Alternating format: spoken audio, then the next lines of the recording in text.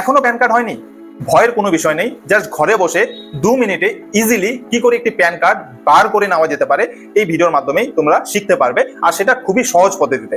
সঙ্গে থাকো ভিডিওটির, আর চলো মোবাইলের স্ক্রিনে চলে যাওয়া যাক। প্রথমেই ক্রোম ব্রাউজারটা ওপেন করে নেব, আর এখানে সার্চ করব ইনকাম ট্যাক্স।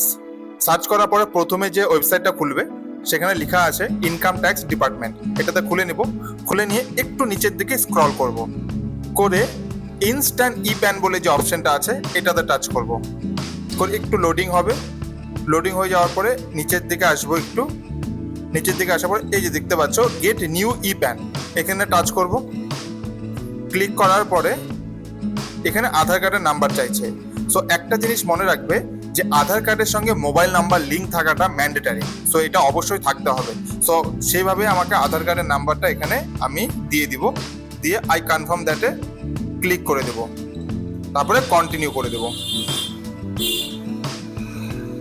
কন্টিনিউ করে নেওয়ার পরে এখানে টার্মস অ্যান্ড কন্ডিশন আসবে। সো সেগুলো আমি সব কিছু দেখে নিয়ে নিচের দিকে আসবো, এসে বক্সে ক্লিক করে জেনারেট আধার ওটিপি করব। করে নিলাম। এবার একটা ওটিপি এসছে, ওই ওটিপিটা আমি দিয়ে দিব এখানে। আই অ্যাগ্রিতে টাচ করব, কন্টিনিউ করব।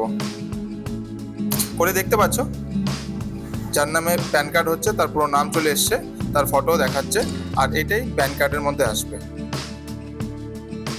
আই অ্যাকসেপ্ট দ্যাট করব, এটা কন্টিনিউ করব। আর তোমরা চাইলে এখানে যে তোমার মেল আইডি আছে মেল আইডিটা ভ্যালিডেট করতে পারো, বাট আমি এটাকে কন্টিনিউ করে দিলাম। কন্টিনিউ করে দেওয়ার পরে এখানে দেখতে পাচ্ছ এখানে আমার অ্যাকনোলেজমেন্ট নাম্বার জেনারেট হয়ে গেছে।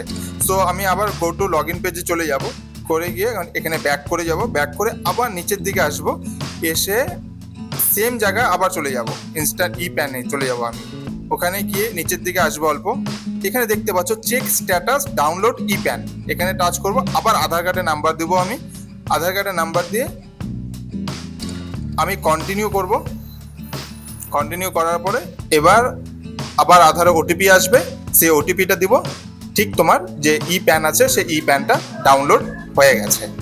এই ভিডিওটি ভালো লাগলে তাহলে অবশ্যই লাইক, সাবস্ক্রাইব এবং শেয়ার করবে।